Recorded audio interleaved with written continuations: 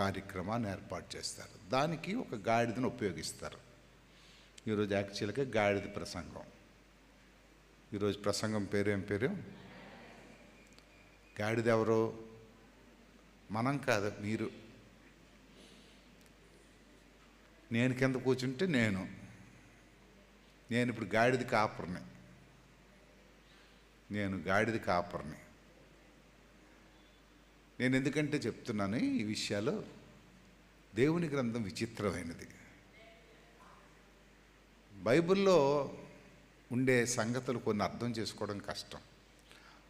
తను రాజుగా వ్యక్తీకరించబడినప్పుడు, రాజుగా బయటపడాలనుకునేటప్పుడు ఒక రథాన్నో, ఒక గుర్రాన్నో, ఒక ఏనుగునో, లేకపోతే మనవలు వచ్చినట్టుగా ఒక సింహాన్నో, లేకపోతే గుర్రం చెప్పేశాను, ఒక ఎలకనో, ఒక నాగుపావునో, దేన్నో రకరకాలుగా ఉపయోగించుకున్నారు కదా. అలాంటివేవో ఉపయోగించుకోలేదు. అందరూ అసహించుకున్న, అందరూ విడిచిపెట్టిన ఒక గాడిదని ఆయన ఉపయోగించుకున్నాడు. ఎవరికి గాడిద అవసరం లేదు. మీకు 10 గాడిదలు ఇస్తాను తీసుకెళ్తారని అంటే తీసుకెళ్ళి. కానీ ఈ మధ్యకాలంలో విన్నాను, గాడిద పాలు లీటరు 10,000 ఎంత, 10,000 5,000 ఎంత అట. ఎక్కడో ఆయాసమో ఎక్కడో తగ్గుతుందని కొనుక్కుంటున్నారు. కానీ ఎక్కడ దొరకడం లేదట పాలు. ఇప్పుడు గాడిద పాలు తగ్గడం లేదు. గోకురా గోకుడు పాలు 100 రూపాయలు అంటే గోకుడు అంటే ఎంత. కనుక గాడిదకి మనిషికి ఉండే సంబంధం ఏంటంటే, మనం ఈజీగా మనిషికి పెట్టే పేరేంటంటే గాడిదే. కుక్కలాగా ఉన్నవారనో, పందిలాగా ఉన్నవారనో, ఏనుగులాగా ఉన్నవారనో, గుర్రంలాగా ఉన్నామనో. మన పిల్లలు పెంకితనం చేస్తే ఏమంటాం? లద్దగాడిలా ఊరి మీద తిరుగుతున్నారు అంటాం. గాడిదకి పెట్టుకునే ముద్దు పేరు, మనకి పెట్టుకున్న ముద్దు పేరు అది. సరే, ఈ గాడిద గురించి కొన్ని మాటలు విందాం. నేను 3, 4, 5 గాడిదల గురించి రాశాను. కానీ చూస్తాను, ఎన్నైతే అన్నీ త్వరగా చెప్పేస్తాను. ఈ గాడిదకు ఉండే స్వరూపాన్ని ఎందుకు కోరుకున్నాడు దేవుడు? ఒకవేళ దేవుడు కోరుకున్నట్టుగా మనము కోరుకుంటే, మనం వెళితే ఏమవుతుంది? నేను హెడ్డింగ్లో చెప్తాను. మొట్టమొదటిది,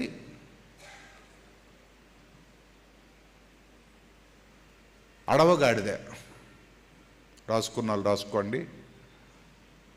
రెండవది,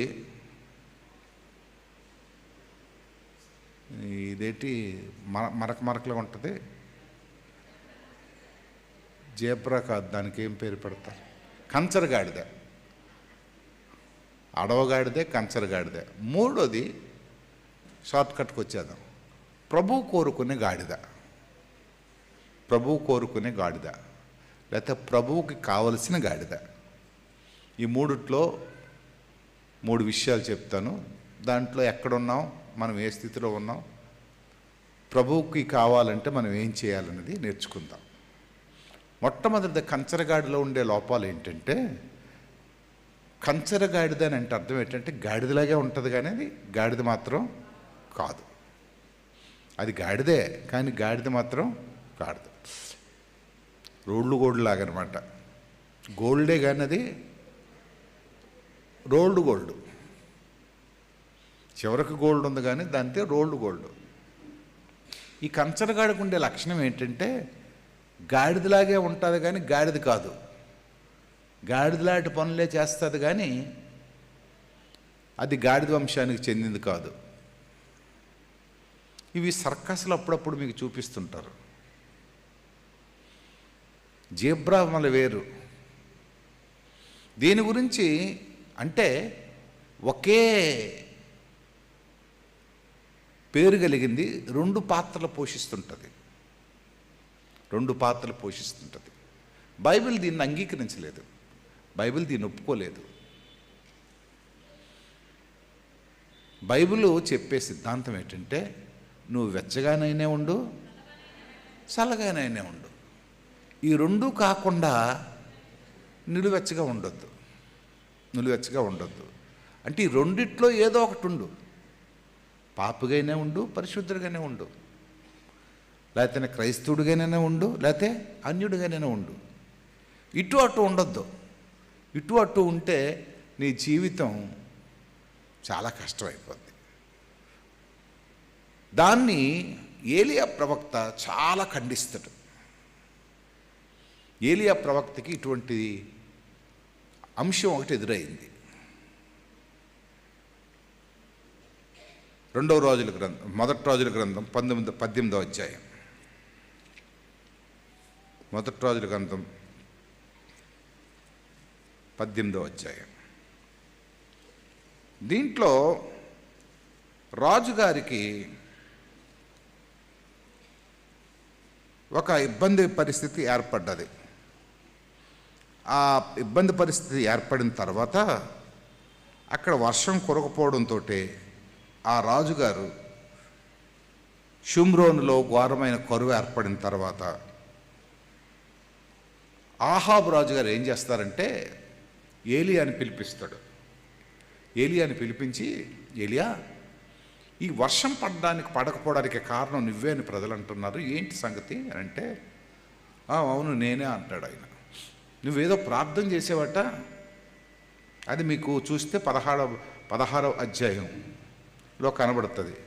యెహోవా కొరకు ఒక ప్రార్థన చేసేవట, ఇక్కడ వర్షమైనను మంచైనను కురవకూడదని ప్రార్థన చేస్తే అప్పటి నుంచి వర్షం కురవకుండా ఆగిపోయింది. కనుక వర్షం పడకుండా ఉండకపోవడానికి కారణం, ఈ వర్షం పడకపోవడం వలన దేశమంతా కరువుతో నిండిపోయింది, దీనికి కారణం అదేటన్నట్టు. అప్పుడు పాస్టర్ గారికి కోపం వచ్చింది, ఏలియా కోపం వచ్చింది. ఏయ్ రాజా, నువ్వేంటయ్యా అలా మాట్లాడుతున్నావు? వర్షం పడకపోవడానికి కారణం నేను కాదు, వర్షం పడకపోవడానికి కారణం నీవు. ఎందుకు నీవంటే, నువ్వు చేసిన పాపం ఇశ్రాయేలీయులు చేయకూడదు. బయలుదేవతలను తెప్పించావు, సూర్యదేవునికి మందిరాలు కట్టించావు, బలిపీఠాలన్నీ కొట్టించేశావు. నీ భార్యని సంతోషపరచడానికి, నీ భార్యని ఆనందింప చేయడానికి నువ్వు సర్వము నాశనం చేసావు. కనుక నీ వల్లనే ఈ దేశానికి కరువు వచ్చింది, నీ వల్లనే ఈ దేశాన్ని నాశనం అయిపోయింది, తిండికి లేకుండా ప్రజలు చేస్తున్నారు. అయితే ఇప్పుడు ఈ ప్రజలందరికీ ఒక సమాధానం చెప్తున్నాను, ప్రజలందరికీ ఒక వర్తమానం ఇస్తున్నాను అని చెప్పి 20వ వచనం చదువమ్మా.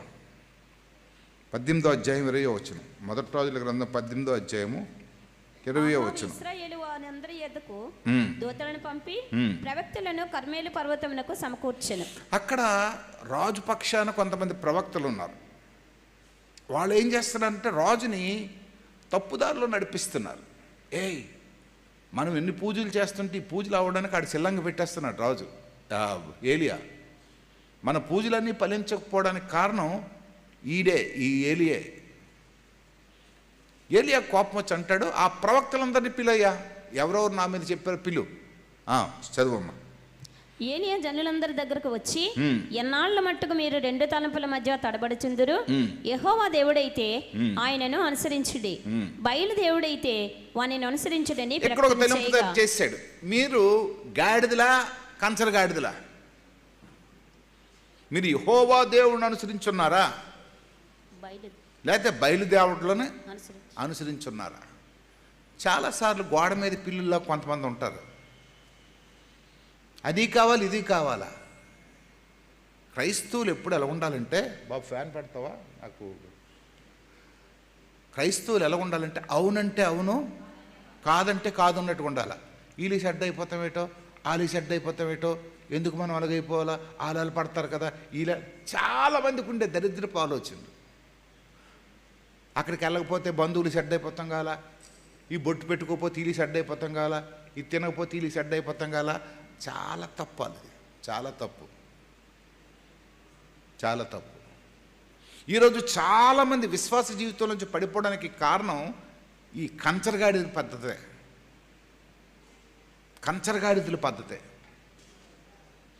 ఎంతకాలం మీరు రెండు తలంపుల మధ్యన తడబడుచుందురు? వెళ్ళిపోండి అటు వెళ్ళిపోండి.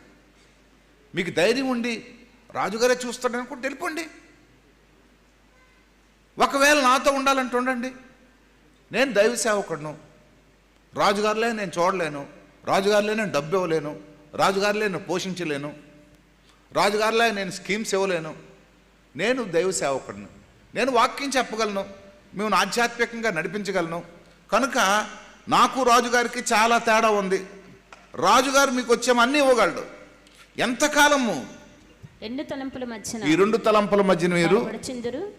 నిలిచి ఉంటారు. వెళ్ళిపోండి. ఎంత గట్టిగా చెప్పాడండి. నాకు కొన్నిసార్లు కోపం వచ్చి ఇలాంటివి చెప్తుంటాను మా పాస్టర్స్ తోటి, కొన్నిసార్లు పెద్దలతోటి. ఇలాగా ఇటుంటే జాగ్రత్త మాట్లాడితే మాట్లాడు, ఇటు అటు చెడ్డ అవ్వకూడదు, అటు ఇటు చెడ్డ అవ్వకూడదు, దీన్ని ఓకే అనాలి, దాన్ని ఓకే. తప్పును ఓకే అని ఎలాగంటావు? తప్పును తప్పుగా చెప్పకపోతే మనిషి వెలగవుతావు నువ్వు. తప్పుని తప్పని చెప్పకుండా తప్పు చేసేస్తుంటే నువ్వు తప్పు మనిషి అవుతావు కదా. నువ్వు చేయకుండా నిలబడితేనే తప్పు అవుతుంది. నువ్వు తప్పు చేయకుండా ఉండాలా,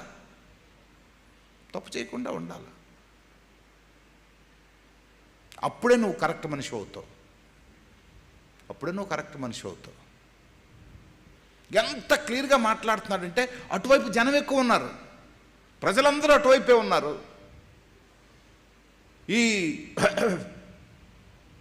ఈ ఆరాధికులు, ప్రవక్తలందరూ కూడా అటువైపే ఉన్నారు, రాజుగారు అటువైపే ఉన్నాడు. ఇటువైపు అక్కడ ఎవరున్నారు? ఏలియా ఒక్కడే ఉన్నాడు. జాగ్రత్త వినండి, ఏలియా ఒక్కడే ఉన్నాడు. ఈయనకి బలము లేదు, డబ్బు లేదు, ఆ ఊరోడు ఒక్కడే ఉన్నాడు. అటువైపు డబ్బు ఉంది, అటువైపు ఆస్తి ఉంది, అటువైపు అంతస్తు ఉంది, అటువైపు రాజుగారు ఉన్నారు, అటువైపు బలం ఉంది. వాళ్ళు కోరుకుంటే ఏదైనా చేయగలరు.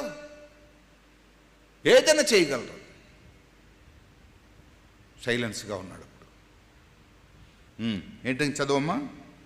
అప్పుడు ఏలియా, యెహోవాకు ప్రవక్తలైన వారిలో నేను ఒక్కడనే శేషించి ఉన్నాను. అబ్బా, ఎంత గట్టి మాట. నేను ఒక్కడనే శేషించి ఉన్నాను, నేను ఒక్కడనే మిగిలిపోయినయ్యా.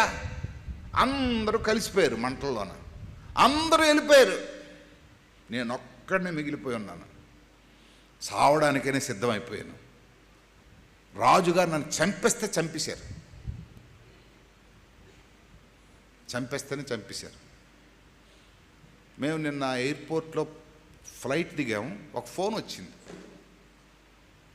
ఆ ఫోన్లో ఇండైరెక్ట్గా నన్ను ఒక దగ్గరికి వెళ్ళొద్దని మరొక ఆయన ఫోన్ చేశారు. ఇండైరెక్ట్గా అక్కడికి వెళ్తే ప్రమాదం ఉంటుందేమో, అక్కడికి వెళ్తే మీకు రాబోయే దినాల్లో కష్టం అవుతుందేమో, వాళ్ళు మీ ఫోటో వేశారు, అక్కడికి వెళ్ళి మీరు మాట్లాడాలా, ఈ పగడాల దాని గురించి దీని గురించి ఇదంతా.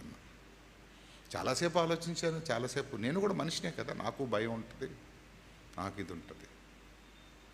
ఒక దైవ సేవకుడు కష్టంలో ఉండేటప్పుడు వెళ్లకుండా ఉండిపోతానా?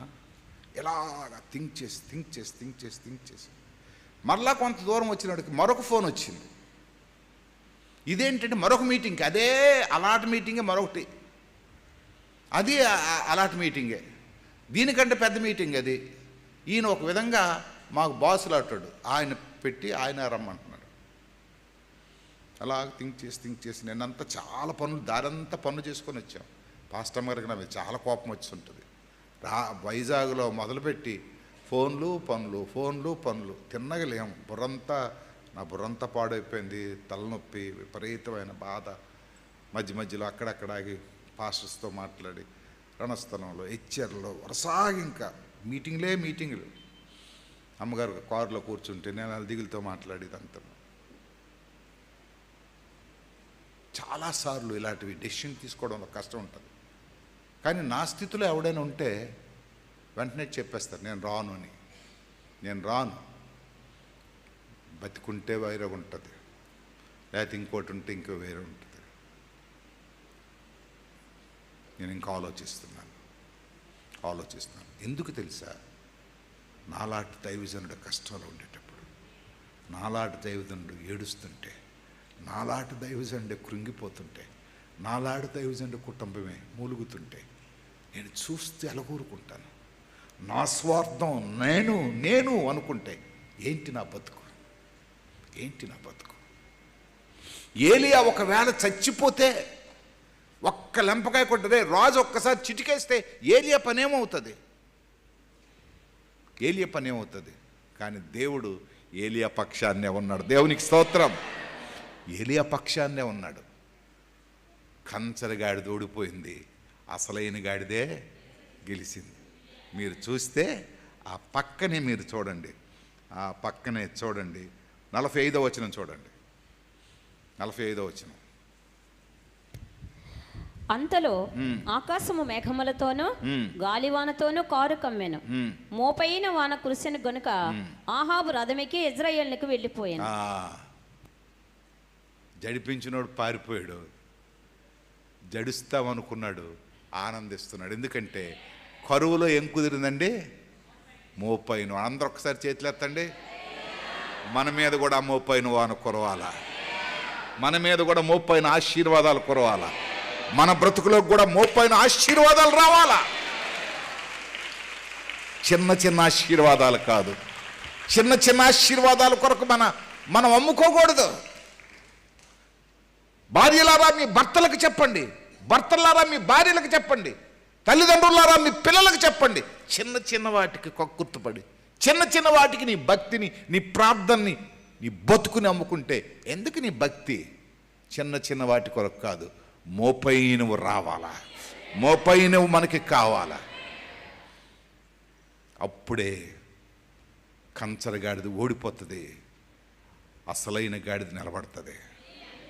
అప్పుడు ఇశ్రాయేలీయులకి ఆశీర్వాదం వచ్చింది, ఇశ్రాయేలీయుల ముఖాల్లో సంతోషం వచ్చింది. పారిపోయిన వాళ్ళందరూ మళ్ళీ తిరిగి ఏలియా దగ్గరికి వచ్చారు. దూరం అయిపోయిన వాళ్ళందరూ తిరిగి ఏలియా దగ్గరికి వచ్చారు. అప్పుడు ఈయన చెప్తున్నాడు, ఎవడు? ఏలియా చెప్తున్నాడు, ఏ వెళ్ళిపో రాజా, తడిసిపోతా, వెళ్ళిపోవయ్యా అంటే అర్థం ఏంటి తెలుసా? నీకు ఈ ఆశీర్వాదం వద్దురా అబ్బాయి, నీకు ఈ ఆశీర్వాదం వద్దు, మోపైన వాన మా ఇశ్రాయేలీయులకు కావాలా. నాకు అర్థమైంది ఏంటంటే, మోపైన వాన మా ఇశ్రాయేలీయులకే కావాలా. నువ్వు రథం ఎక్కి పారిపో. అసలుకి మేఘం ఎత్తినప్పుడు అన్నాడు, వేగంగా తడిసిపోతా, నువ్వు పారిపో, నువ్వు వెళ్ళిపో. మోపైన వాన మా ఇశ్రాయేలీయులకే కావాలా. ప్రియులారా, ఆలోచించండి. ఇది కంచరగాడిది. రెండవది చూద్దాం. యోబు గ్రంథం 39వ అధ్యాయం 5-6 వచనాలు. యోబు గ్రంథం 39వ అధ్యాయం 5-6 వచనాలు. అడవి గాడిదను స్వేచ్ఛగా పోనిచ్చిన వాడెవడు? ఇక్కడ ఏం గాడిదండి ఇది? అడవి గాడిదను స్వేచ్ఛగా పోనిచ్చిన వాడెవడు? అడవి గాడిద కట్లను విప్పిన వాడెవడు? నేను అరణ్యమును దానికి ఇల్లుగాను, ఉప్పు పర్రను దానికి నివాస స్థలముగాను నియమించితిని. పట్టణపు కోలాహలమును అది తిరస్కరించును, తోలువాని కేకలను అది వినదు. పర్వతముల పంక్తియే దానికి మేత భూమి, ప్రతి విధమైన పచ్చని మొలకను అది వెదక్కును. గురిపోతు నీకు లోబడుటకు సమ్మతించునా? అది నీ శాలలో నిలుచునా? పగ్గము వేసి గురిపోతును నాగటి చాలులో కట్టగా. ఇదంతా ఒక ప్రసంగం. రెండోది ఏంటంటే, అడవిలో ఉండే గాడిద. ఈ గాడిదకి ఒక యజమాని లేడు, ఈ గాడిదకి ఒక దొడ్డి లేదు, ఈ గాడిదకి ఒక సొంత పొలం లేదు. ఉరిమి తిరిగి గాడిద అనమాట. మనం అంటుంటుంది, ఉరిమి తిరుగుతున్న చెడు గాడిదలాగా అంటామా లేదా మనం? ఉరిమి తిరుగుతున్నారు గాడిదలాగా. కొన్నిసార్లు భర్తలకు కూడా అంటారు, మీరు భర్తలకు అంటారు, ఊరి మీద తిరుగుతున్న చెడు గాడిలాగా అలా తిరిగి వస్తున్నాడు. వినబడకుండానే బాగా తాగేసి వచ్చినాడు అంటారు, గాడి చూడు ఊరి మీద తిరిగి తాగేసి వచ్చాడు అని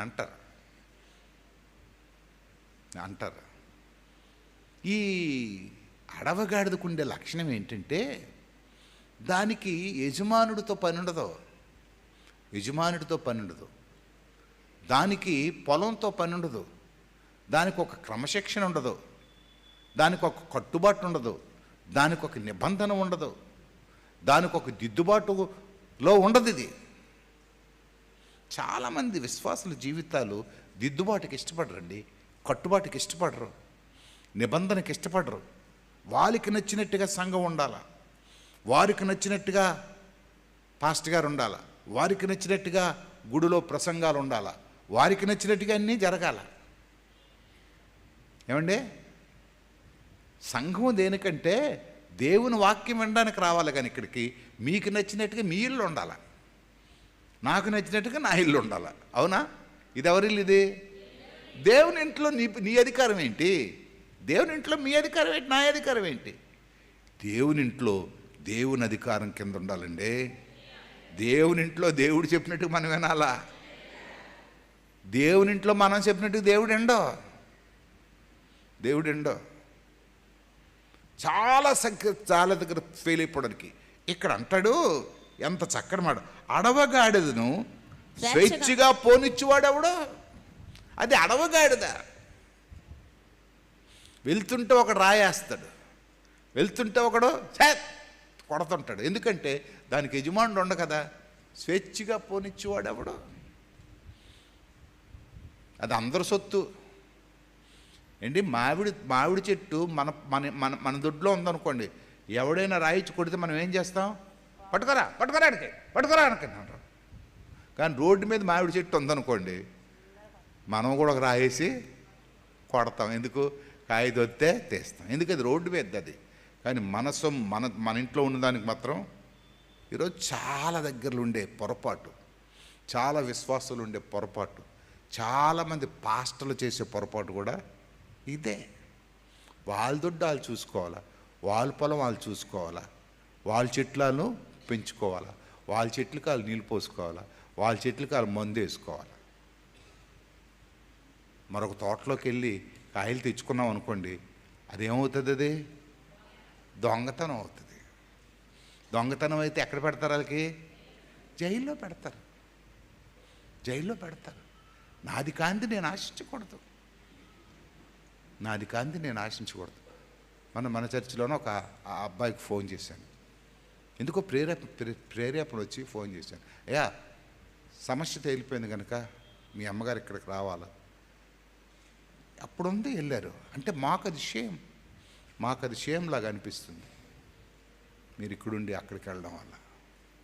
ఖచ్చితం అండి అయ్య గారు అని మాట్లాడాం. అంటే కొన్ని ఆలోచించినప్పుడు కరెక్టే కదా. నాది ఇంకొక దగ్గరికి వెళ్ళడానికి వీల్లేదు. నాది నా దగ్గరే ఉండాలి, మీది మీ దగ్గరే ఉండాలి. ఇది అడవగాడిది కనుక దీనికి ఒక పద్ధతి పాడు లేదు. రెండోది అంటున్నాడు, అడవిగాడిదకు కట్లను విప్పిన వాడెవడు? నేను అరణ్యమున దానికి అడవగాడిదని స్వేచ్ఛగా పోనిచ్చిన వాడెవడు? అడవిగాడిద కట్లను విప్పిన వాడెవడు? దానికి కట్లు ఉండవండి. విప్పిన వాడెవడు? నేను అరణ్యమున దానికి ఇల్లుగాను. దీనికి ఇల్లు అంటే ఎక్కడ? అరణ్యంలో ఇల్లుంటాయటే. అరణ్యంలో ఇల్లుండవు. అరణ్యంలో ములసొట్లు ఉంటాయి, అరణ్యంలో తుప్పలు ఉంటాయి, అరణ్యంలో పందులు, కుక్కలు, నక్కలు, పులులు, సింహాలు, పాములు, అరణ్యంలో విషసర్పాలు. అరణ్యం అనేది ఒక దారి తిన్నులేని ప్రయాణం. అరణ్యం అనేది కరెంట్ ఉండదు అక్కడ, చీకటి ప్రయాణం. ఎప్పుడు రాత్రి అవుతుందో, ఎప్పుడు వెలుగుంటుందో, ఎప్పుడు ఏ శత్రువు వస్తాడో. అక్కడ టౌన్లోనైతే ఒక్క దొంగలే, అక్కడైతే విషసర్పాలు ఉంటాయి, క్రూర మృగాలు ఉంటాయి, రకరకాలమైనవి. అన్ని ప్రక్కల్లో నుంచి కూడా వాళ్ళకి ప్రమాదమే. ఎప్పుడైతే అడవిలోకి ప్రయాణం చేసామో మన చుట్టూ ఎవరు వస్తారు? ప్రయాణంకి చుట్టూ కూడా దొంగలే ఉంటారు. ప్రియులారా, సంఘాన్ని విడిచిపెట్టి, దేవుడిని విడిచిపెట్టి, వాక్యాన్ని విడిచిపెట్టి, ఆధ్యాత్మిక జీవితాన్ని విడిచిపెట్టి నీ ప్రయాణం అరణ్యం వైపు వెళ్ళిందనుకోండి, నీ చుట్టూ చేరేవి ఏంటంటే ఇవే. మీకు ఒక ఎగ్జాంపుల్ చెప్తాను. 10 వారాలు 5 వారాలు చాలు గుడికి రావడం మానేయండి. 6వ వారం వెళ్ళబుద్ది 5 గుడికి. 6వ వారం వెళ్ళబుద్ది 5. సైకాలజీ ప్రకారంగా 9 రోజులు కానీ ఏదైనా ఒకటి చేయకుండా ఉంటే 10వ రోజు నుంచి ఆటోమేటిక్గా అలవాటు అయిపోద్దట అది శరీరానికి. శరీరానికి అలవాటు అయిపోద్దట, అది చేయబుద్ధి అయ్యదట. బ్యాడ్ హ్యాబిట్స్ కూడా 14 రోజులు, సిగరెట్ తాగడం అలవాటు ఉందనుకోండి, 14 రోజులు నేను దానికి చూడకుండా ఉంటే, తాగుబాబులు ఎవరైనా ఉంటే, సిగరెట్లు తాగిన వాళ్ళు ఎవరు ఉంటే వాళ్ళకి ఇది ఇన్స్ట్రక్షన్, మీరు 14 రోజులు మానేయండి, మళ్ళా మీరు పూర్తిగా మానేస్తారు. ఇది ఇది నా రూలు. అది సైకాలజీ చదివినోడు తెలుస్తుంది. కొంతమంది మందు తాగడం అలవాటు ఉంటుంది, మన చర్చిలో ఎవడు కొందో మరి నాకు తెలియదు, కానీ మీ ఆవిడకి అడుగుతుంటే చెప్పేస్తారు, వాళ్ళు చెప్పేస్తారు. కనుక ఉంటారు అక్కడక్కడ. ఆడవాళ్ళకి సుట్ట తాగడం అలవాటు ఉంటుంది. మగోడు వచ్చాం బయటికి పొగేసి వదులుతాడు, ఆడవాళ్ళు లోనకి పెడతారు, అదేటో లోనకి నొప్పి పెడతారు. భయం వేస్తారు నాకు, లోనకి పెడితే అది ఎక్కడ కాలిపోద్దేటని భయం వేస్తుంది. పెట్టి పప్పు లాగితే పొగ వస్తుంది బయటికి. అదొక నిశ. పిల్లల జాగ్రత్త, గంజాయి కేసులు ఎక్కువైపోతున్నాయి. ఆటో డ్రైవర్లు ఎవరైనా ఉంటే జాగ్రత్త, ప్రతిదీ గబుక్కుని ఎక్కించవద్దండి, మీకు ప్రతిదీ ఎక్కించవద్దండి. చాలా ప్రమాదంలో ఉంది పరిస్థితి ప్రస్తుతం. గబుక్కుని మీతో ఎక్కి మోటార్ సైకిల్ గబుక్కుని ఎవరికి ఎక్కించవద్దండి, చాలా ప్రమాదం. అవన్నీ ఆన్లైన్ సర్వీస్ కనుక చెప్పలేని పరిస్థితులు. నేను తిరుగుతున్నాను కనుక చాలా ఘోరంగా ఉన్నాయి పరిస్థితులు, చెప్పుకోలేని పరిస్థితుల్లో ఉన్నది. కనుక ప్రియులారా, అడవి గాను స్వేచ్ఛగాను పోనిచ్చేవాడెవడు, అడవిగాడిద కట్టు ఉప్పినవాడెవడు, నేను అరణ్యములో దానికి ఇల్లుగాను ఉప్పు పర్రను దానికి నివాస స్థలముగాను. అంటే ఎక్కడిచ్చాడు పొలం దీనికి? పొలం ఎక్కడిచ్చాడు దీనికి? సముద్రం పక్కన 10 ఎకరాలు ఇచ్చాడు సముద్రం పక్కన. బాబు వరిసేను పండించుకో, గోధుమలు పంట పండించుకో అన్నాడు. ఎక్కడ? ఉప్పు పర్ర. కుమారు పండుతుందా? 10 ఎకరాలు ఇస్తే రోజు దున్నడం, విత్తనాలు వేయడం, ఇటు పని అంతే. ఎందుకంటే అది ఉప్పు పర్ర. అది దేవుని వాక్యం ఎంతగా అంటే, దేవుడిని విడిచిపెట్టి, ప్రార్థన విడిచిపెట్టి, భక్తిని విడిచిపెట్టి నువ్వు అడవిలోకి వెళ్తే నీకు జరిగేది గురించి చెప్తున్నాను. ఉప్పు పర్రలోకి వెళ్ళిపోయినట్టుగా నువ్వు కనబడుతుంటుంది. సంపాదన కనబడుతుంటుంది, కానీ పండదు. లాభం లేని పంట. ఆ నిమిషానికి అది లాభంలాగా ఉంటుంది. నేను అరణ్యములో దానికి ఇల్లుగాను ఉప్పు పర్రగాను దానికి నివాస స్థలముగాను నియమించి తిని గాడిద కట్ట, అడవు గాడిదకి. అలాంటి గాడిదలు ఎంతమంది ఉన్నారో ఇక్కడ, బుద్ధి లేని గాడిదలు అని నేను అనడం లేదు, బైబిల్ చెప్తుంది. అలాగంటే మీకు కోపం వస్తుంది. నేను బైబిల్ చెప్పిన మాటలే మీకు చెప్తున్నాను. ఎందుకంటే ఉప్పు పర్ర చాలామందికి ఆలోచన తక్కువై అనాలోచనగా బతుకుతారు. అవకాశాలు ఉండి అవకాశాలు వినియోగించుకోరు. కొంతమంది, నేను చాలాసార్లు కాశీబొగ్గ, అప్పుడు నాకు మోటార్ సైకిల్ లేదు, సైకిల్ ఉండేది. అప్పుడు కాశీబొగ్గ వెళ్ళి బస్సు ఎక్కినప్పుడు అక్కడ ఒక బట్టల కొట్టు ఉండేది చిన్నది, అక్కడ కూర్చునేవాడు బస్సు వచ్చినంత వరకు. ఒకడు కొబ్బరి అమ్మేవాడు. ఆడు కాలుగుండి ఏడు బాబు వచ్చేవా అని అంటే కొంచెం ఆడికి బేరం ఉండేది కదా, ఎంత వయసు సంపాదిస్తావు అనేవాడు. అప్పట్లో 4 రూపాయలు వస్తుంది బాబు అని అనేవాడు. రోజంతా తిరిగితే 4 రూపాయలు వస్తుందంటే ఆ 4 రూపాయల గురించి రోజంతా తిరిగేవాడు. ఈ మధ్యకాలంలో అటు ఇటు తిరిగిన తర్వాత కనబడ్డాడు ఆయన. జీడిపప్పు ఫ్యాక్టరీ మేనేజర్ బడ్డీ పెట్టాడు ఏకంగా. అంటే ఆ రోజు 4 రూపాయలు సంపాదించడం నేర్చుకున్నాడు. ఇప్పుడు ఏంటైపోయాడు? ఆడికి చదువు లేదు, 6వ తరగతి చదువుకున్నాడు. బుర్ర ఉండాలా, పని చేయాలనే తపన ఉండాలా. మనిషి బ్రతకడానికి అవకాశాలు తక్కువ లేవు, కానీ ఈ బుర్ర సరిగా లేకపోతే మనిషి బ్రతకలేడు. చాలామందికి అవకాశం లేకుండా టైం నిస్వార్థంగా గడిపేసి, బ్రతుకంటే ఇష్టం లేకుండా, జీవితం అంటే ఇష్టం లేకుండా అలా విసిగిపోయి చివరికి చచ్చిపోవడమో లేకపోతే ఏదో చేస్తారు. గీడొచ్చామో అడవికి వెళ్ళిపోయాడు. ఏకంగా అడవి నుంచి ఇప్పుడు ఎక్కడికి వెళ్ళిపోయాడు? సముద్రం దగ్గరికి వెళ్ళిపోయాడు. అక్కడ పొలం కొనుక్కొని అక్కడ ఇచ్చాడట. అక్కడ ఇంకోటి అన్నాడు, ఉప్పు పర్రగాను నియమించితిని. పట్టణపు కోలాహలమునది తిరస్కరించును. వీడికి పట్టణంలో ఉండడం ఇష్టం ఉండదు, వీడికి 10 మందిలో ఉండడం, గుడికి వెళ్ళడం, ప్రార్థన చేసుకోవడం, పాటలు పాడడం వీడికి ఇష్టం ఉండదు. వీడికి ఎంతసేపు ఒంటరి బతికే. పట్టణ కోలాహలం వీడికి తిరస్కరిస్తాడు. భక్తి, విశ్వాసాలు, ప్రేమ, అనురాగం, భార్య ఉంటే భార్య అంటే కోపం, భర్త ఉంటే భర్త అంటే కోపం, పిల్లలుంటే పిల్లలంటే కోపం, తిరస్కారం అన్నమాట. ఒక ప్రేమ, అభిమానం, జీవితం అంటే ఎలాగుండాలా, బ్రతుకంటే ఎలాగుండాలా, ఈరోజు కష్టం ఉన్నా రేపు సుఖంగా బ్రతకగలం, ఈరోజు కొంచెం ఇబ్బంది పడినా రేపు మంచి రోజులు వస్తాయి అని జీవితం పట్ల ఆసక్తి ఉండదు వీళ్ళకి. ఎంతసేపు తిని టైం తిండి వచ్చేయాలా, కాఫీ టైం కాఫీ వచ్చేలా, బతికేలా. పట్టణ కోలాహలం అంటే వీడికి ఇష్టం ఉండదు. ఎందుకంటే ఇది అడవగాడిదే. ఇదే గాడిది, ఇదే గుర్తుంచుకోండి. మీకు ఇలాంటివి ఏమైనా వస్తాయనుకో, అప్పుడు అమ్మో నేను అడవగాడిని అయిపోతున్నాను, ఈ బుద్ధులు నాకు వద్దమ్మా అని మీరు ఆలోచన చేసుకోవాలి. ప్రార్థన చేయబుద్ధి అవ్వలేదు అనుకోండి, అమ్మో నేను అడవగాడిని అయిపోతున్నానే, గుడికి రావడం లేదనుకోండి, అమ్మో నేను అడవగాడిలాగా అయిపోతున్నానే అని అనుకోవాలా.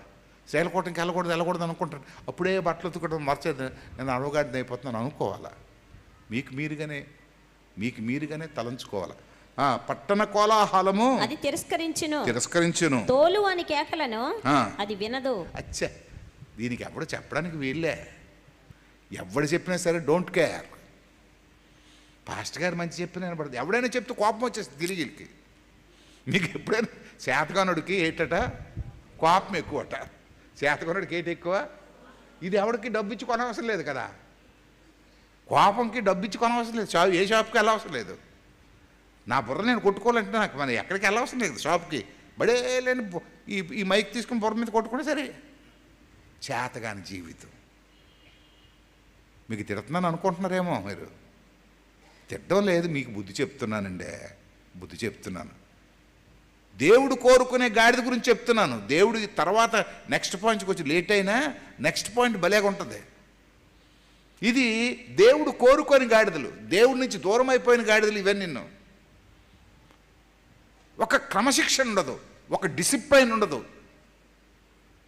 ఒక సంఘం, ఒక కట్టుబాటు, ఒక కాపరి. అమ్మో మా పాస్టర్ గారు ఇలా చెప్పారండి, ఏంటి పాస్టర్ గారు ఇలా చెప్పారు కదా, ఇలా చేయాలి కదా.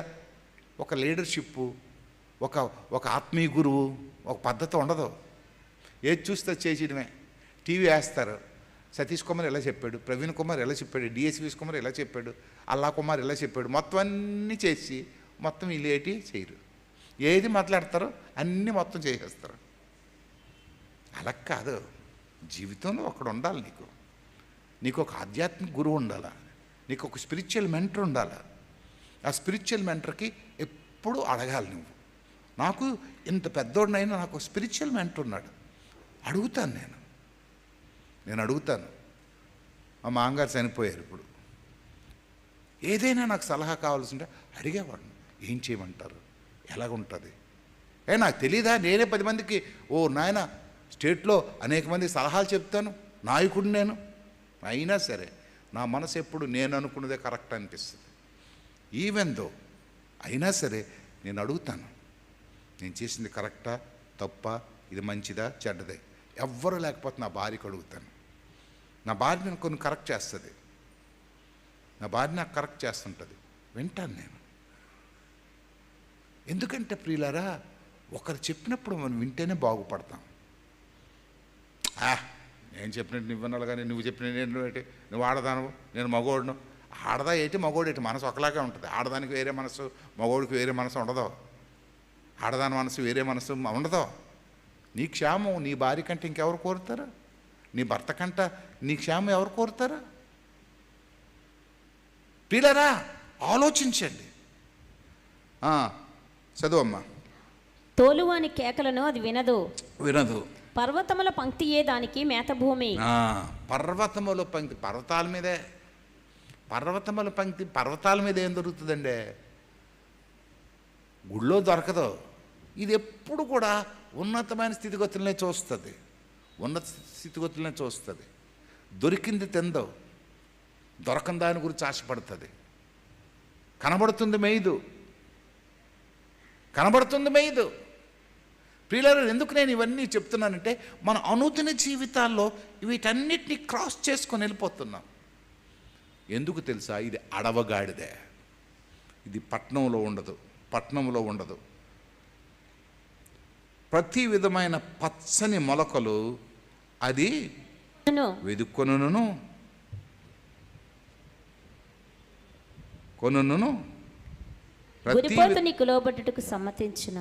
సమ్మతించిన.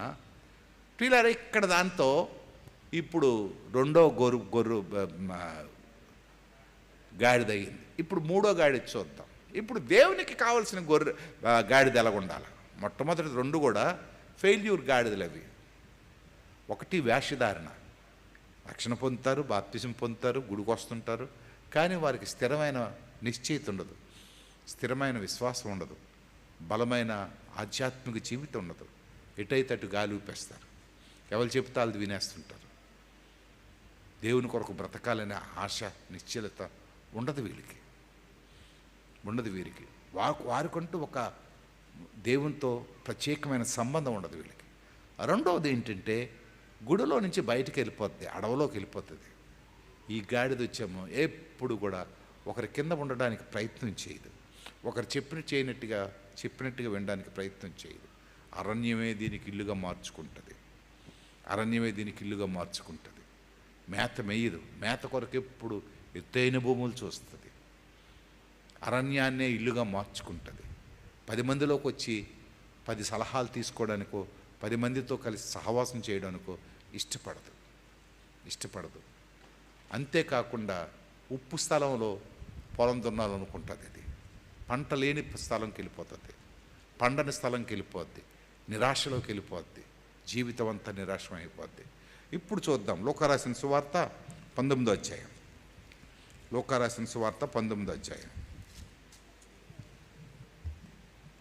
29వ వచనం. ఆయన ఒలీవల కొండ దగ్గరనున్న బేత్పగే బేతనియా అను గ్రామముల సమీపమునకు వచ్చినప్పుడు తన శిష్యులనిద్దరిని పిలిచి, మీరు ఎదుటనున్న గ్రామమునకు వెళ్ళుడి, అందులో మీరు ప్రవేశింపగానే కట్టబడి ఉన్న ఒక గాడిద పిల్ల మీకు కనబడును, దాని మీద ఏ మనుష్యుడును ఎన్నడనూ కూర్చుండలేదు, దానిని విప్పి తోలుకొని రండి.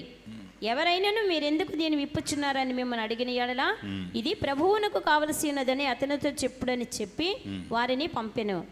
పంపబడిన వారు వెళ్ళి ఆయన తమతో చెప్పినట్టే కనుగొని ఆ గాడిద పిల్లని విప్పుచుండగా దాని యజమానులు, మీరు గాడిద పిల్లని ఎందుకు విప్పుచున్నారని వారిని అడిగిరి. అందుకు వారు, ఇది ప్రభువునకు కావలసి ఉన్నదని. ఓకే, మూడో దానికి ఏం పేరు పెడతా అంటే ప్రభువునకు కావలసిన గాడిద. ప్రభువునకు కావలసిన గాడిద ఎలా ఉండాలా? ప్రభువునకు కావలసిన గాడిద ఏంటంటే యజమానుడు కలిగి ఉండాల. మొట్టమొదటి ఎక్కడుంది? ఇది యజమానుడి దగ్గర ఉంది. ఎందుకు యజమానుడితో కలిసి ఉండాలా అని అంటే యజమానుడు కంట్రోల్లో ఉండాలా. యజమానుడికి ఒక పొలం ఉంటుంది, యజమానుడికి ఒక డిసిప్లిన్ ఉంటుంది, యజమానుడికి ఒక బాధ్యత ఉంటుంది. దాన్ని ఎలా పెంచాలా, ఎలా ఉంచాలా, ఎలాగ శుద్ధి చేయాలా, ఎక్కడ పరిశుభ్రపరచాలా అనే ఒక క్రమశిక్షణ కలిగిన నీతి నిర్ణయాలు ఉంటాయి.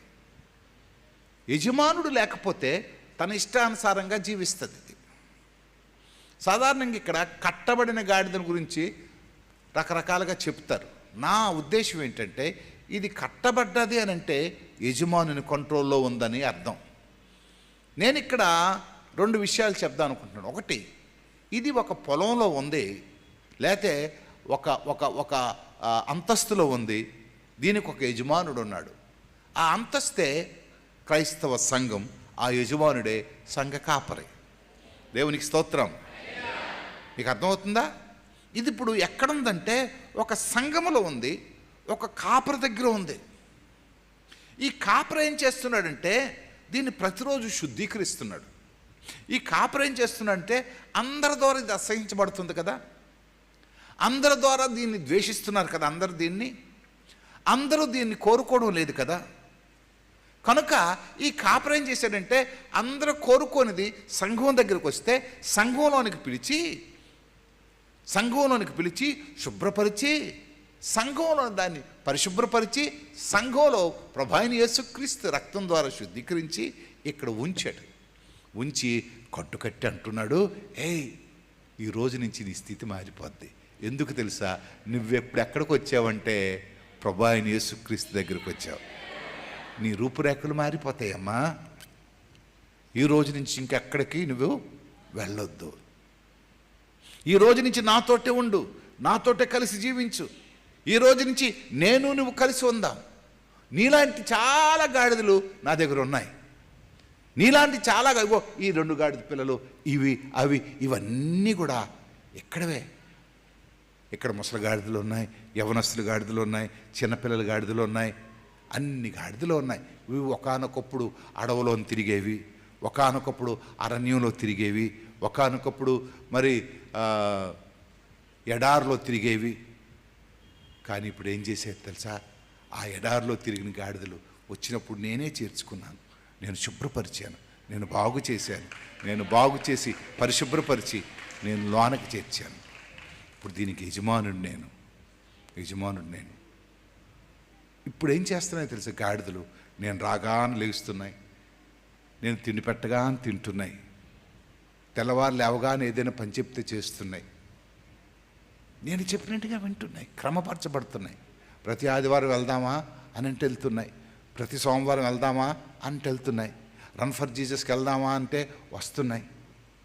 ఇప్పుడు ఎందుకంటే వాటికి నాయకుడిని గౌరవించే లక్షణం ఉంది, మందలో కలిసి ఉండడం అనే లక్షణం ఉంది, మందతోటే కలిసి జీవించడం అనే లక్షణం ఉంది. కొన్ని మందతో ఇష్టపడకుండా, మందలో జీవించకుండా కొన్ని చిన్న చిన్న ఆటంకాలు అప్పుడప్పుడు వస్తుంటాయి, కానీ అడ్జస్ట్ అయిపోతున్నాయి. ఎందుకంటే ఇంట్లో ఉండేవి మందలోకి వస్తే మందతో అందరితో అడ్జస్ట్ అవ్వడం కష్టం కదా. అందరితో మనకు నచ్చినట్టుగా ఉండడం అంటే కష్టం. ఇప్పుడు సంఘం అనేది రకరకాల మనుషులు ఉంటారు. కోపగొట్టోళ్ళు ఉంటారు, అసూయపరులు ఉంటారు, కొంతమంది దురుసుగా మాట్లాడిన వాళ్ళు ఉంటారు, కొంతమంది అసహించుకున్న వాళ్ళు ఉంటారు. కొంచెం అడిగాలి అని అంటారు కొంత. ఆ మాట తీరు అలాంటివి ఉంటాయి. వీటన్నిటిని సరిచేసుకునే పరిస్థితి నాకు వచ్చింది. ఇప్పుడు వచ్చింది. అప్పుడు ఈ గాడిద దగ్గరికి వెళ్ళి ఇప్పుతుంటే బహుశా గాడిద అడుగుంటుంది, ఎక్కడికి మమ్మల్ని తీసుకెళ్తున్నారు అని. అంటే యేసుప్రభుకు నువ్వు కావాలంటే పద పద పద. యేసుప్రభు గురించే మా యజమాని రోజు చెప్తాడు. యేసుప్రభు అట మాకు రక్షించాడట, యేసుప్రభు అట త్వరలో వస్తాడట, యేసుప్రభు అట తీసుకెళ్తాడట, యేసుప్రభుతో పరలోకి వెళ్తామట, రోజు ఇవే కబుర్లు చెప్తుంటాడు మా యజమానుడు. పద పద పద అంటే ఈ లోకల్ యజమానుడు వస్తాడు. ఎక్కడికి తీసుకెళ్తున్నారు మీరు అని అడిగితే ఆయన అంటున్నాడు, ప్రభువునకు కావలసినవి. తిరిగి ఒక్క మాట అడ్డం. ఎవరయ్యా యేసుప్రభు అని అనలేదు. ఎందుకంటే ఈయన పెంచుతుందే ఎవరి కొరకు? ప్రభు కొరకే పెంచుతున్నాడు. దేవునికి స్తోత్రం. నాకు కూడా రేపు మాపో ఎప్పుడో ఒకసారి అడుగుతాడు, ఏ కుమార్ నేను చిన్నబడం పంపించాను కదా, నా కొరకు పెంచేవే సంఘం, నా కొరకు పెంచేవే, నా కొరకు బాప్తిసం ఇచ్చావే, నా కొరకు ఆ ఊరు ఈ ఊరు ఇక్కడికి అక్కడికి తిరిగావే, వాళ్ళందరూ ఎలాగున్నారు? అయ్యా నాకు తెలిసిందేదో చేస్తున్నాను, తెలిసిందేదో చేస్తాను. నేను వచ్చినప్పటికీ లెగుస్తుంది అంటావా? అదే ప్రయత్నం చేస్తానయ్యా, అదే ప్రయత్నం చేస్తాను. ఇదిగో అందాక పంపించయ్యా, నేను ఇంకా మీదకి వెళ్ళలేదు కనుక ఈ జయప్రవేశాన్ని పంపిస్తానంటే కిక్కు మక్కు మాట్లాడకుండా ఖచ్చితంగా నేను పంపించేయాలి. ప్రభువునకు కావలసి ఉన్నదనగానే ఏం చేశాడు? పంపించాడు. బహుశా నేను అనుకుంటున్నాను గాడిది ఇటువైపు వీలువైపు చూసి నవ్వుతూ ఇటువైపు యజమాని వైపు చూస్తూ వెళ్తానండి అయ్యగారు వెళ్తాను అని ఉంటుందేమో. అయ్యగారు మొక్క కొంచెం చిన్నదైపు ఉంటుంది, నన్ను విడిచిపెట్టి వెళ్ళిపోతున్నారా, ఇంతకాలం మిమ్మల్ని పెంచానంటే, అయ్యగారు మీరే చెప్పారు కదా ఏదో ఒకరోజు వెళ్ళిపోవాల్సి వస్తుంది, ఏదో ఒకరోజు ఆయన వస్తాడు మీరు వెళ్ళిపోవాల్సి వస్తుంది, మీరే చెప్పారు కదండి, మీరు చెప్పినట్టుగా మేము వెళ్ళిపోతున్నాం, పద పద పద మీరు పదండి మెస్. అప్పుడు అది అడుగుంటాడు, ఏంటి ఎక్కడండి అంటే ఈ పక్క ఊర్లోనే ఉన్నాడండి, ఇక్కడికే 6 కిలోమీటర్ల దూరం. వెళ్ళిపోయాడు, చదవమ్మా.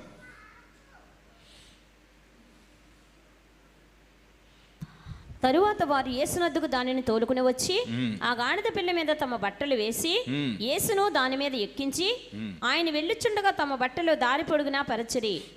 ఒలీవల కొండ నుండి దిగుచోటికి ఆయన సమీపించుచున్నప్పుడు శిష్యుల సమూహం అంతయు సంతోషించుచు ప్రభువు పేరట వచ్చు రాజు స్తుతింపబడును గాక, పరలోకమందు సమాధానమును సర్వోన్నతమైన స్థలములలో మహిమయు ఉండును గాక అని. ఇక్కడతో ఆపేస్తారు. ఎందుకంటే ఇప్పుడు గాడిద షేప్ మారిపోయింది. ఇప్పుడు ఇంతవరకు గాడిద యజమానుడి దగ్గర ఉండేది, ఇప్పుడు ఎక్కడికి వచ్చింది? ప్రభు దగ్గరికి వచ్చింది. ప్రభు దగ్గరికి వచ్చినప్పుడు ఇంతకు ముందంతా ఏం పని చేసేదో తెలియదు, కానీ ఇప్పుడు కొత్త పని చేస్తుంది. ఏం పని? కాలు కింద చీరలే, మీద చీరలే. ఈ చీరల కంట మరొకటి ఏంటంటే, మీద ఎవరు కూర్చున్నారు? ప్రభు కూర్చున్నాడు. దాని పూజ ఎంత మారిపోయి ఉంటుందో.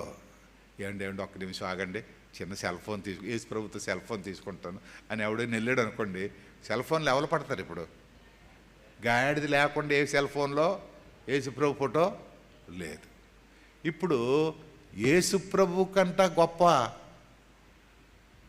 ఏంటంటారు దానికి, సోగ్గారి ఎవరైపోయారు? గాడిద అయిపోయింది. బహుశా అప్పటికే బట్టలు కట్టేశారు, మంచి బట్టలు కట్టేశారు. ఏ పట్టు చీర వేసారో ఏటో తెలియదు, కానీ వేసి ఉంటారు. అలాగని జడ మొత్తం బుర్రలుగా ఆడించుకొని చెవులను లెక్క పెట్టుకొని తీయో అని ఉంటుంది. అంటే యేసు ప్రభువుతో మనం జీవిస్తే మనకి మన విలువ మారిపోద్ది, మన పరిస్థితి మారిపోద్ది, మన నరక మారిపోద్ది. అంతేకాదండి, మన స్టేటస్ మారిపోద్ది. మన స్టేటస్ మారిపోద్ది. యేసు ప్రభు లేకుండా మనం జీవిస్తే మనకి స్టేటస్సే ఉండదు, మనకి స్టేటస్ ఉండదు. యేసు ప్రభుతో కలిసి జీవిస్తే మన స్టేటస్ మారిపోద్ది. యేసు ప్రభు లేకుండా జీవిస్తే మనకి స్టేటస్ పెరిగిపోద్ది. గాడిది స్టేటస్ ఎంత పెరిగిపోయిందో చూడండి. వచ్చుచున్నవాడు స్తుతించబడునుగా కానీ పాటలు పాడుతుంటే, ఎందుకంటే గాడిదికి అంత స్టేటస్ రావడానికి కారణం ఏంటంటే, గాడిద మీద ఎవరున్నారు? సర్వోన్నతుడైన దేవుని కుమారుడు. దేవునికి స్తోత్రం. పీలారా, నేను ఈ 3 చెప్పాను. మొట్టమొదటిది కంచర గాడిద అంటే హిపోక్రసీ, వేషధారి జీవితం. వేషధారి పరలోక రాజ్యానికి చేరలేడు. రెండోది అడవ గాడిద అంటే దీనికి ఇంకా ప్రభువులోకి వచ్చి కూడా ప్రభువుని విడిచిపెట్టి మరలా అడవు ప్రయాణం, అరణ్య ప్రయాణం. దీనికి కూడా జీవితం అంతా కష్టము, జీవితం అంతా కన్నీరు, జీవితం అంతా దుఃఖము, సమస్తము పోగొట్టుకునే పరిస్థితులే. మూడవది చూస్తే ప్రభువు కోరుకునే గాడిద. ఇది మంచిగా పెంచబడ్డది. ఎప్పుడు పెంచబడ్డదంటే యజమాని ఇంట్లో ఉన్నది, యజమాని చెంత ఉంది. అందుగురించేనే యేసు కోరుకున్నాడు. యేసు దగ్గరికి వచ్చిన తర్వాత తన స్థితి మారిపోయింది, తన అద్భుతమైన ఆశీర్వాదం కారకురాలైంది. కనుక ఈరోజు మన జీవితాల్లో ఇదిగో కంచరగాడిదలా కాకుండా, అడవులో తిరిగి గాడిదలా కాకుండా, ప్రభువుకి ఇష్టమైన గాడిదలా మనం జీవించడానికి ప్రయత్నం చేద్దాం. ఈరోజు ఒక ప్రత్యేకమైన నిర్ణయం తీసుకుందాం. ఒకవేళ కంచరగాడిదలా ఇటు అటు ఉన్నాం అనుకో, వేషధారణ జీవితం, బయటకు ఒకలా మాట్లాడి లోనకు ఒకలా జీవిస్తూ, బయటకు ఒకలాగా ప్రార్థన చేసి, మన ప్రార్థనకి మన బ్రతుక్కి తేడా, మన మాటలకి మన బ్రతుక్కి తేడా. ఇది చాలా తప్పండి. ప్రార్థన అంటే ఎవరితో మాట్లాడుతున్నావు? దేవునితో కూడా అబద్ధాలు ఆడతావా? దేవునితో కూడా అబద్ధాలు ఆడతావా? అమ్మో, తప్పది. అది ఇంకా భయం. అలాగనే దేవుని విడిచి పారిపోవద్దు. అరణ్య జీవితం నీకు నాశనం చేసిస్తుంది. అరణ్య జీవితం నీకు తిండి లేకుండా చేస్తుంది. అరణ్య జీవితం నీకు రక్షణ లేకుండా చేస్తుంది. అరణ్య జీవితం నిన్ను కష్టాల పాలు చేస్తుంది. అరణ్య జీవితం నీ కుటుంబానికి నిన్ను దూరం చేస్తుంది, నిన్ను ఏకాకి చేస్తుంది అరణ్య జీవితం. కానీ యేసు కోరుకునే జీవితంలోకి వస్తే, యేసు కోరుకునే గాడిదలోకి వస్తే ఆశీర్వాదానికి, ఆనందానికి, మేలుకరమైన జీవితంలోకి నువ్వు మారుతావు. అందరం కళ్ళు మూసుకుందాం, ప్రార్థన చేద్దాం. ఎవరు మట్టుకు వారే ప్రార్థనలో గడపండి. ప్రభా, ఒక్క నిమిషం ప్రార్థన చేసుకుందాం. ప్రభా, మా జీవితాల్లో ఇదిగో నీ కృప మాకు అనుగ్రహించి ప్రభు అని ప్రార్థన చేసుకుందాం.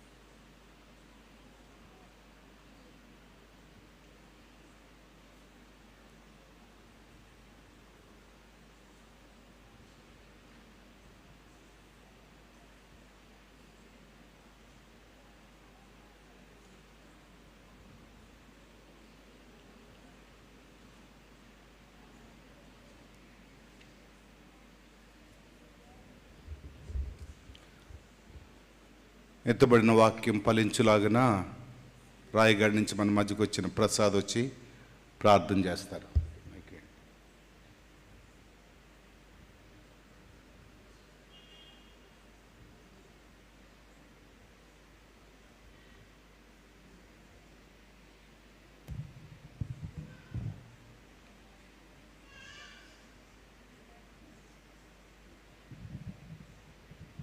ప్రార్థన చేసుకుందాం.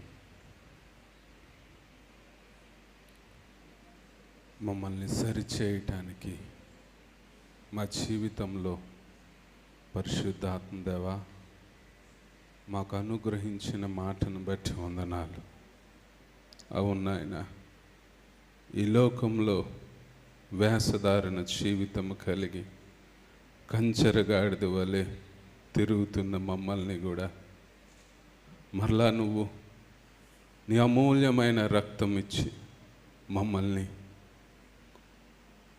నీ యొక్క పాత్రగా, నిన్ను మోసే గాడిదగా, నిన్ను కలిగున్న వారముగా నాయనా ఎవరు చెల్లించలేని విలువను చెల్లించి మా యొక్క ప్రతి ఒక్క వేషధారణ జీవితాన్ని తొలగించటానికి అనేక మార్లు అడవి గాడిద వలె మాము నీ యొద్ద నుండి దూరమై అనేక మార్లు ప్రభా అరణ్య పరిస్థితుల్లోనికి వెళ్ళిపోయినప్పటికీ కూడా, అనేకమైన అంధకారము మమ్మల్ని కమ్ముకున్నప్పటికీ కూడా మమ్మల్ని విడువక ఎడబాయక దేవా మరొక మారు నీ ప్రేమతో నైనా నీవు నైనా ఒక కాపరి దగ్గరికి, ఒక సంఘం యొద్దకు నువ్వు తీసుకువచ్చి నైనా నీ కొరకు బోధన నీ పరిశుద్ధాత్మ ద్వారా బోధించి తిరిగి నీ మార్గంలోకి నడిపిస్తూనే ఉన్నావు. నువ్వెంత మంచి దేవుడు అయ్యా.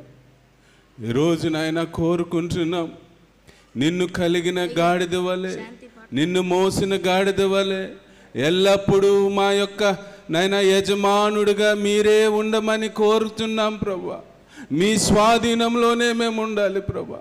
నీ మాటకు మేము లోబడాలి ప్రభా. ఎల్లప్పుడూ నీ కొరకే ఎదురు చూడాలి. ఎల్లప్పుడూ నిన్నే మహిమపరచబడాలి. ఎల్లప్పుడూ నాయనా నిన్నే మేము ప్రేమించాలి. ఎల్లప్పుడూ నిన్నే ఘనపరచాలి. ఈరోజు ప్రభా మాతో మాట్లాడుతున్నావు.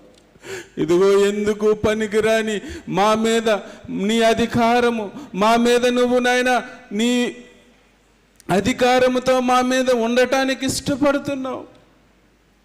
దేవా నువ్వెంత దీనుడివయ్యా. ఈరోజు నేను ఎందుకు పనికిరాని మమ్మల్ని నీ సొత్తుగా ఏర్పరచుకుంటున్నావయ్యా.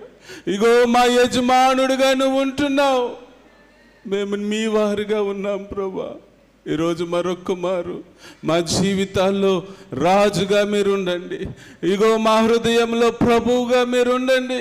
ఈ సంఘం పైన మీ అధికారం ఎల్లప్పుడూ నాయన రాజుగా ఏలుబడి చేయండి. నువ్వు త్వరలో రాబోతున్నావు. ఇదిగో ఈ సంఘం పట్ల నువ్వు యొక్క కనుదృష్టి ఎల్లప్పుడూ ఉంచుతున్నావు. ఎప్పుడు ఈ సంఘాన్ని ఆహ్వానించడానికి ఇష్టపడుతూనే ఉంటావు ప్రభా. నీ సేవకుని ఇంకా నువ్వు బలపరచండి. ఇదిగో నాయన ఎత్తబడే సంఘములో ఈ సంఘము ఉండబడటానికి సహాయము దయచేయండి నాయన. నీ మార్గంలో నడిపించే గొప్ప కృప దయచేయండి. వాక్యము నాయన ఈ సంఘములో ఇంకను లోతుగా నడిపించండి. యేసును గూర్చిన ప్రత్యక్షత, యేసు కొరకు ఎదురు చూచే సంఘముగా ఉంచండి ప్రభా. మందరితో నువ్వు మాట్లాడావు ప్రభా. నిన్ను మోచే గాడిదగా మమ్మల్ని ఉంచండి. యేసు పరిశుద్ధ నామంలో